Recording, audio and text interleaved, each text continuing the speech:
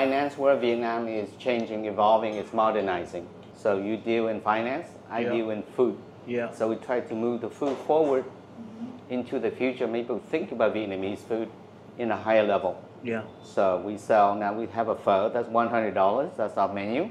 So now we try to change people thinking about Vietnam, and it's about its value. When we're talking about finance investing, what is the value of our pho? What is the value of Vietnamese culture? Yeah. We try to elevate this, and my world is food. So I try to do this to food. So when they eat this bowl of pho, it's about the same price as a bowl of ramen, Japanese ramen. We want to elevate Vietnam to that level. This is the best I ever had. That's good. But thank you for being here. I think life is a series of incredible moments, and my guess is this is going to be one of those moments for me. So, And can we cheers to that? oh, of course, of course. So I think I think this is the famous fajito at Ang Saigon. So, Cheers. cheers, cheers. I think what we're supposed to do is take this cinnamon, stick it in there, and hopefully you get the essence. Genuinely. Yeah, stick it in there. I'm told, and you ultimately get the essence of pho in. I feel like this is a joke. In a cocktail. No, just check it out, my dear. Check it out. Yeah.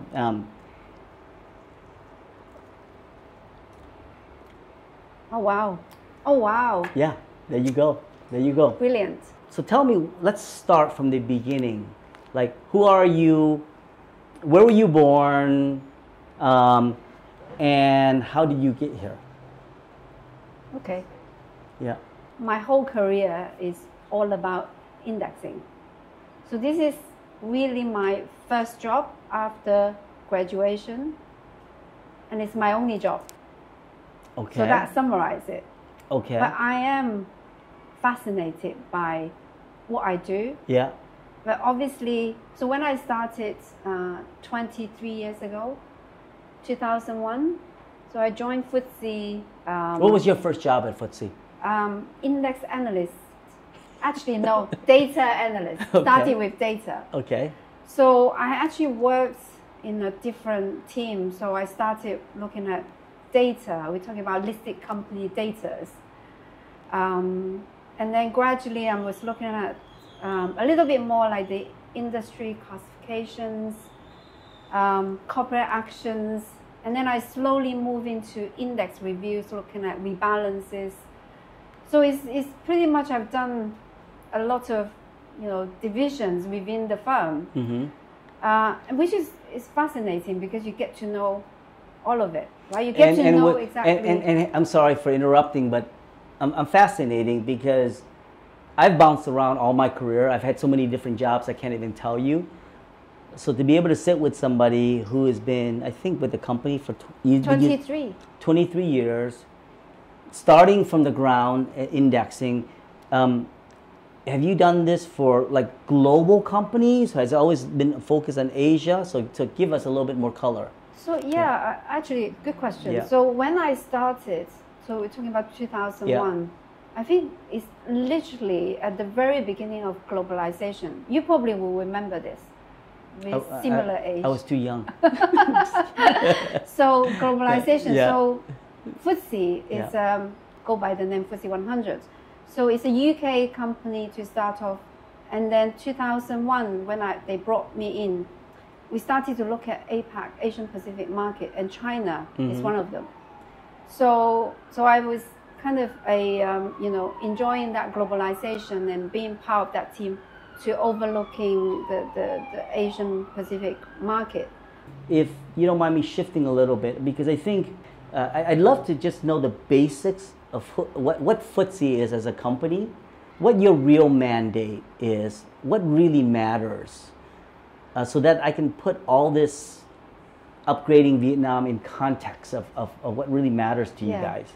Sure, I actually love this question because that 4-letter word actually means something. So at the very beginning, FTSE was founded by 2 joint companies, Financial Times, so FT, and the London Stock Exchange, SE. So each of them own 50%. So we wholly owned by the 2 companies. So that's where the name really derived. And over the years, if I fast forward today, we actually been called as FTSE Russell because we, together with the Russell company, become a one company, so FTSE Russell. Yep. And I think, you heard about us in the news. We provide benchmarks. So that's really what we do. We provide indices and serve as benchmark to the market, and also can be used for investment products. So we are the service provider to provide that benchmark.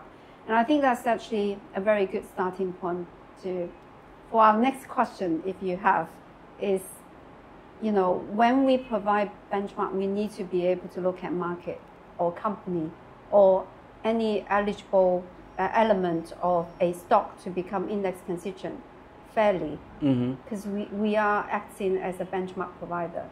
Got it.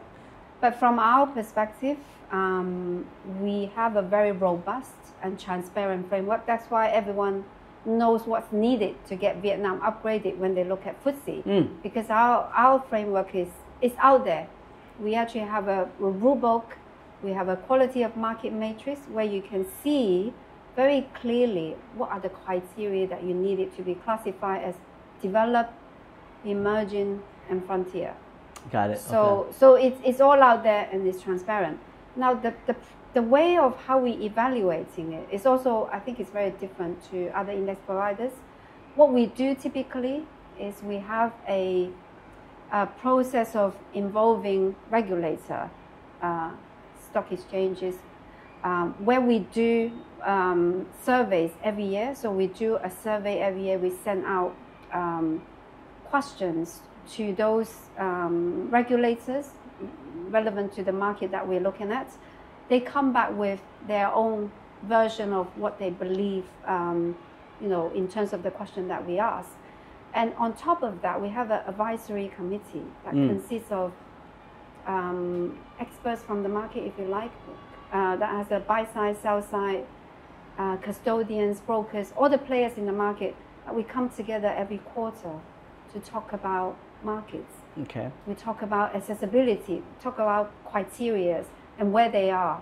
So we have a bit of the industry feedback, and also in between those quarterly assessments, we also talk to players like you guys to provide us the feedback. So we actually have a 360-degree of feedback for us to make any decision that we need to make.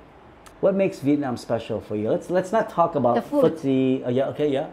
And also, I think the energy. Yeah. That when I walk on the streets, even just to get a drink, a coffee somewhere, I think it's the energy that you're getting from people, from the streets. It's just amazing. Okay. Yeah. Okay, interesting. But Tom, I know you keep coming back to Vietnam. What is the drive? So why are you living here now?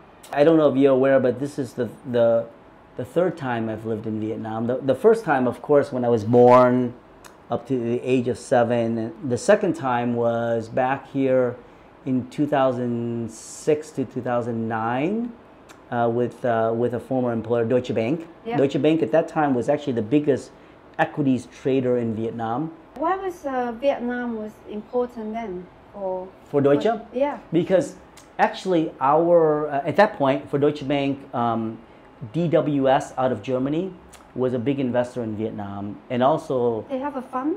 Yeah, of course, DWS was a significant fund. No, as in for Vietnam. No, it was sorry. a fund offshore, but invested in Vietnam. But is that the FTSE Vietnam fund? Because yeah, it was actually. Oh my God! Yeah, I was actually the one talking to DWS. Wow. On that particular Vietnam fund as well. Well, when I moved back to Hong Kong, because it continues for. This is actually one of the first Vietnam product out there, which Absolutely. I was very surprising. I mean, 10 years later or a few years later when I came to Hong Kong, knowing that there is a DWS fund tracking Vietnam. Yes. Back then, started from 2006, was it? So my dear, you're the reason you disrupted my life, because I had just moved to London. Oh wow! Actually, as head of U.S. equities into Europe for Deutsche. Yeah. And all of a sudden, because of you, I was moved back to Vietnam to focus on Vietnam. But no, it was an amazing, it was amazing 2 years. But I have to say, if you look in the press, I think back then I actually had a line, and I hope I don't offend anyone. Back then was I said Vietnam is a 7-foot kid that can't dunk. Okay. Yeah, because again, it had all the wonderful characteristics that makes it attractive. But I think at that point, Vietnam did not have the infrastructure and the conditions to make the kid dunk. Yeah. And so, hopefully it doesn't come across as being a criticism, but it was a kid with incredible potential, 7-foot kid, but at that point, it just cannot dunk. And I was, sitting here on the ground at that point, really understood the difficulties. I've spent 20 plus years on Wall Street. I've had an amazing career, moved around the world. My dream, for whatever reason, right or wrong, I always dreamed about spending real time in Vietnam. But I've been quite blessed to work at SSI. But the fact that I'm working for Saigon Securities is something deep and meaningful to me.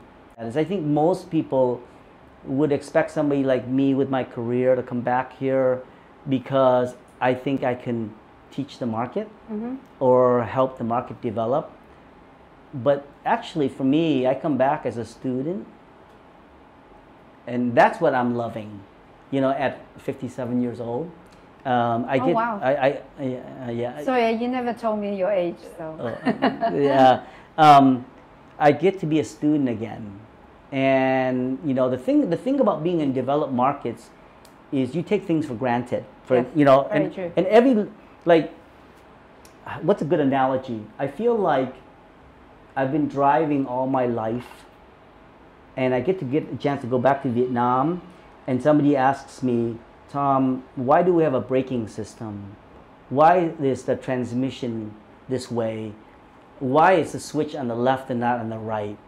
And it forces me to rethink about how we do things. And to me, the learning curve is just significant.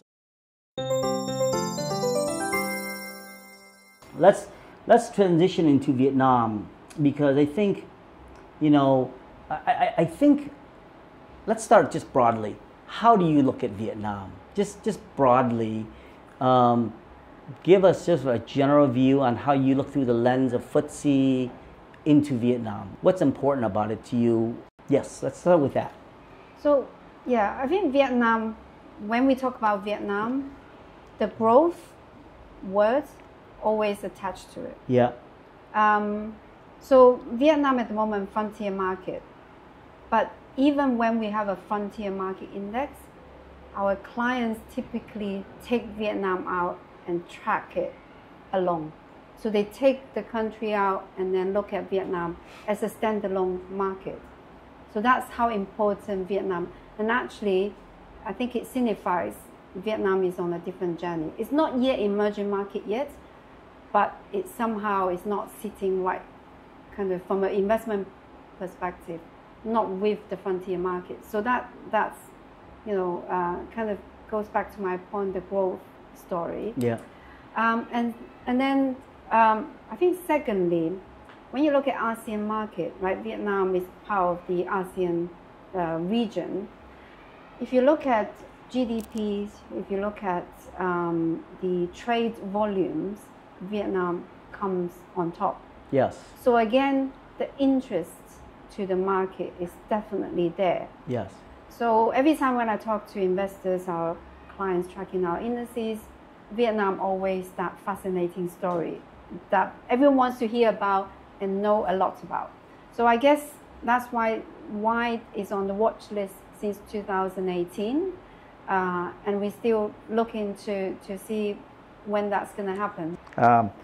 But the last year and a half or so, foreign investors have done nothing but sell Vietnam. Mm-hmm. Just so you know, on our desk and on some of our competitors' desks, of course in the marketplace, we can see the data, is that right? foreigners have been selling Vietnam. So help us rationalize what you're saying, that Vietnam is just this attractive animal, and foreigners selling at the same time. Am I even thinking about it the right way, Wang Min? Yeah, so, I mean, you have the data, so I'm not going to no worries. with that.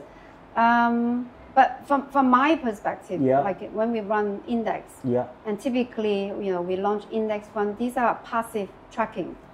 So when we talk about index benchmarks, and these are the sticky monies, once they invest in the market, they stay there. Because it's part of the allocation, asset allocation. Now, when you talk about outflow, there's maybe a number of reasons. This is purely my personal interpretation. I understood, So you will have maybe active funds come in long before, so I think COVID happened. But when hedge funds come in, they probably foresee Vietnam is going to become emerging market status, especially when we put it on the watch list back then. So maybe they're taking it back. That's one way of looking at it. And the other is, I know that frontier market index funds are basically, I think they are, funds being liquidated or being moved away from invest into emerging market or even developed market because of the U.S.-China, situation. So a lot of investment went to actually U.S. or even in emerging market, it mainly focused on India, China, Korea, Taiwan. Got it. So I guess that contributed to it. Now Vietnam, because it's not part of the emerging market yet, so it's not enjoying that kind of allocation from the global, if any global fund tracking emerging market index, Vietnam is not part of it. So that didn't, that didn't contribute to any inflow, I suppose. Got it. But our house view is that Vietnam will be upgraded by September of next year. Now, again, I think to the listeners out there, they just hear September or they hear 2025. But I think I think for this fireside chat and for this discussion, help me take it down to the most basic level. So help us understand what the real process is so that the market is not wrongly speculating either way. No, I mean, that's partly my job. To make sure, market understands there is a process. It's not I say who says, or what. So we do have a process, and I don't make the final decision, just be on the record. You don't? No. So we can call this off. Are you serious? Okay, shut the camera down. No, I'm just kidding. No, we don't. So we do have a process. And I mentioned we have a framework, transparent, robust. So we have a set of criteria. Vietnam is missing 2. So we are evaluating the 2 criteria. Wait, say that again. The 2 outstanding criteria out of the 9 that as an emerging market that need to pass. Okay, back off. So there are 9 criteria for you to upgrade. Is that right? To classify an emerging market status. Okay. And out of the 9, Vietnam met 7 of them at the moment. Okay. So 2 outstanding issues that need to be addressed. That's a must-have criteria, requirements. Need to meet before upgrade can happen. So the 2 outstanding criteria are pre-funding requirement needs to go away. The failed trade management process needs to be in place. Is that part of the 1? The second one was the failed trade management process. Okay. Wow. Okay. Yes, but it's simple enough, right? So you pass 7. Now you just work on the 2. I almost feel like I thought I was a B+ student, and my teacher just told me I'm an A-. But almost there. Okay, let me. Okay, a couple of perspectives on that, and the NPS process has been really smooth. In fact, it's been so much smoother than we would have feared. I mean, we spent a lot of time as a firm from a operational legal, and of course markets, but it was really operational and legal debate and financial, I should say, on how we were going to address and face this NPS environment. And as you probably know, we have the biggest balance sheet, we have the biggest capacity. How conservative should we be? How aggressive should we be? All those were debated. But in truth, is we spent so much time preparing, putting seatbelts on, airbags in, putting helmets on. And the truth is the usage of NPS has been quite manageable. And that would be an exaggeration, frankly. It's been minimal is the right word. That's a good thing, no? I think so. So from our view, if SSI represented the market, then we'd say NPS has been quite a non-event in that sense. Yeah. It is an optionality for client base. Yeah. But many of our clients are so used to already pre-funding, honestly, that the non-pre-funding thing is a nice option and they might use it periodically. Yeah. But it's so manageable. The numbers that we're seeing is so below what we had feared that it's manageable. So that's the first point I want to make. And the second thing I would say is, to your second point, failed trades. What happens when FTSE sits around the room and tries to assess how Vietnam deals with failed trades? No, good question actually. Don't get us wrong, because we are not saying go and have a failed trade so we can assess it. I think what we wanted to understand is, in an event there's a fail, which it should happen, is when the pre-funding goes away. The reason why there is no failed trade in Vietnam and never had any failed trade in Vietnam is because every trade is pre-funded.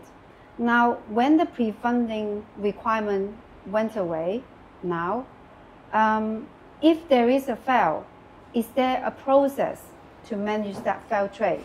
That's what we're looking for. I got it. Okay. Yeah. Okay. And whether there is a buy-in process, which is typically that's what happens.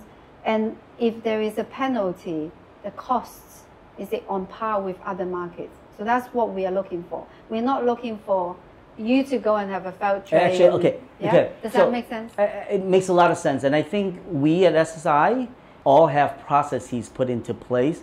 But the funny thing about failed trades is I know I use this line for you sometimes, like one of my favorite lines in life by Mike Tyson is everyone has a strategy until they get punched in the mouth. Is that right? Yes. So you don't know what a failed trade feels like until it happens. Yeah. But I really do believe that SSI and all have processes in place. And I think the usage of NPS has been really minimal and manageable at this point. Now, of course, on day of inclusion, that's the big bang moment, is that right? Yeah. But at SSI, because of our capacity, I don't want to say we're not worried, but I want to say we'll be prepared. So I'm going to ask a really hard question. I love those questions. I always get anxious if I'm going to get in trouble for asking a question. But anyway, what does it mean if Vietnam does not get upgraded? I mean, I don't know. Is that right? We just assume it's going to happen. But what does it mean a lot to you guys? Hypothetically, okay, our house view, SSI's house view, and I think the consensus, we're pretty much with consensus that we will be upgraded by September of next year. Mm-hmm. What does it mean if we don't get upgraded? I think the question I should ask you as a Vietnamese, right? But anyway, let me tell you. Yeah. So Vietnam is on the watch list. So not everyone get on the watch list for promotion, for reclassification. Okay. So that's already a signal to say that Vietnam is very close to meet Yes. the market status. Now, it's just also it provides a platform that we work with the regulator and market players to make that happen. So to me, it's about the timing, right? It's not about the if. The if, because we know that there is significant effort being put in by everyone, from the top to the market players. So the question is about when. It's not a yes or no. So to us, it is a process that we need to ensure that's been, we look at the market fairly, we relay the feedback, and then we also take away, what's been implemented in the market. So that's our job. But as an investor or as a player in the market, my question to you is, what does that mean to you? If it doesn't happen by 2025, life goes on, or? I think it's a complex question for me, because I think there's what it means to the country and the market and what it means to Tom, because I've been around for a long time, and I actually believe this is a once in a generational window for Vietnam, and a lot of the reasons for that is beyond our control. And the reason I call it a window, just like in life, nothing lasts forever, is that right? The opportunities.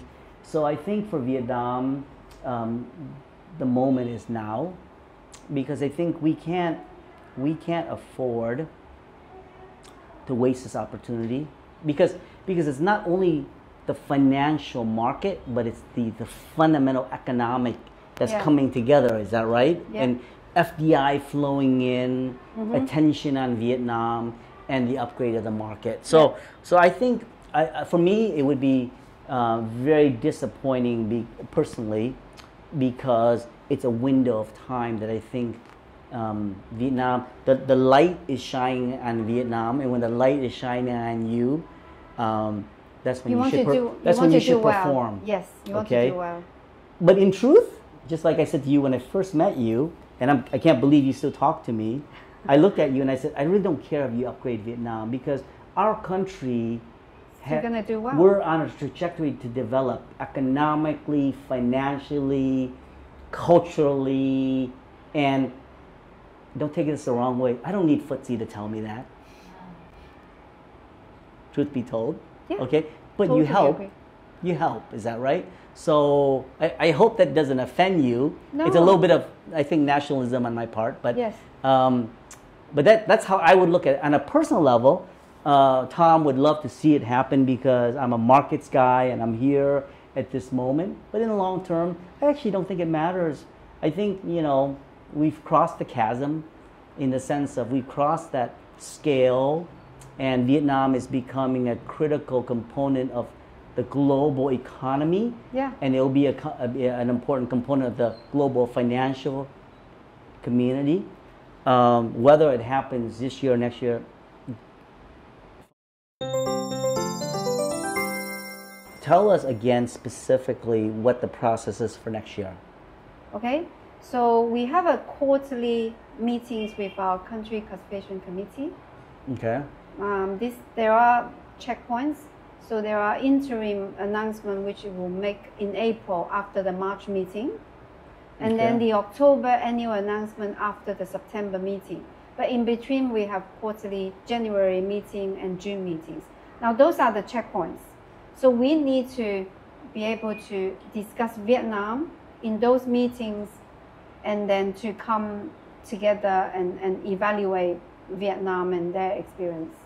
At this stage, I think there are a number of issues still being worked on. Still outstanding. Account opening. So if you can't, I know there are markets, there are clients already opening account and trading in Vietnam, but there are even more clients have not yet even done that process. Okay. So the account opening process needs to be shortened, needs to be simplified, so then more clients can come and test the system. So that's what we're waiting for. Got it. Okay. Right? It doesn't happen right now, because they still take 6 to 9 months to open an account. Okay. So I hope that it does. One last question, and I think ultimately, maybe for our immediate investors, what does it all mean? I mean, based on your calculation, based on the numbers of passive and active investors who are indexed to your index, let's assume, this is my words, not Wang Min, let's assume you upgrade us in January. I'm just kidding. No, in September. what should we expecting the volume to be? Okay. Your analysis, yeah. Okay. No, number one, the percentage. Yeah. And what that percentage equates to in terms of dollars. Yeah. Okay. So we actually have a watch list index which is available. Again, going back to the transparency point. Yep. We have a watch list index which already have Vietnam in the emerging all cap index. That we have a file sending out to our clients, so then they actually know exactly what company may get into. Yeah. So based on that analysis, we look at Vietnam when upgraded, roughly around 0.3% of the FTSE emerging market all cap index. 0.3%. 0.3% of the FTSE emerging market all cap index. Okay. Now, I know it sounds small, but you are up against with China, India, Taiwan, which are the three biggest emerging markets. They're all above 20%. Wow. Okay. And then significantly taken the big chunk of that emerging market all cap. But however, there are other indices. We have emerging market. Some people choose to look at China as a standalone. So then they have emerging market ex-China. Then Vietnam may potentially have bigger weight in that index. And then you have APAC. Just look at APAC ex-Japan, ex-China. Then potentially when Vietnam got upgraded, also be part of that index. So Wang Min, for all of our, I'm just thinking about our listeners, and lots of them are retail investors in Vietnam who just don't quite understand the whole index thing. Is that right? Because that's an institutional thing. Yeah, I think so. When you put all this in a blender, in a Vietnam blender, what does it spit out? When you're saying, okay, when FTSE estimates if we upgrade Vietnam in September, what is the flow dollar? Dollar. In dollar terms. Blended. Sure. Okay. So passive fund, sticky money, follow the index. Have to follow when index. Of course, that's a must. Yeah. So that's more certain. Is that right? Okay. So when that happens, equivalent to around $1 billion US. Okay. Passive, okay. And then active is very difficult to estimate. Exactly, because some of them may choose to ignore it and short do it before or do it after. Understood, yeah. But we typically, the way we forecast is using 5 times of the passive. Oh, that's how you do it, okay. Yeah, and I mean, market norm. Estimate, about 5 times, so that's about 5 billion on top. So you think the active might be 5 billion on top of the 1 billion passive? Yes. It's roughly then 6 billion. For estimation purposes. Wow. Yeah. Okay. Yeah. I having watched different markets, go through upgrades. I know it's a guessing game. But yeah. Exactly. Like I said, I think, I think as I mentioned to you, I think that at least one of the things that I like to think about, at least my own life and my own experience, is life is like a series of special moments. This is the moment. This is a moment. I think it is a moment. Is that right? We're sitting here. I'm sitting here with a very, whether or not you acknowledge it or not, whether or not it's true or false, you are critical to the development of the Vietnam capital markets, and maybe I take it for granted that we're friends, but I mean that the ability to sit here with you and talk freely about this stuff is quite special. Number one, I think it's a special moment for Vietnam. Mm-hmm. I really do. Yeah, I really do. I've been there before, and I know many of our participants are probably a lot younger than me. But again, as I mentioned to you, this is the 3rd time I've lived in Vietnam. I've been involved in markets here before. The conditions were not here. Now, not only Vietnam, I think, is ready, but even more importantly, the external factors are ready. Is that right? It's driving change. And so I think life is just a series of special moments, and I'm collecting them. And thank you for giving me another one. Oh, no, thank you for having me. Yeah. Brilliant.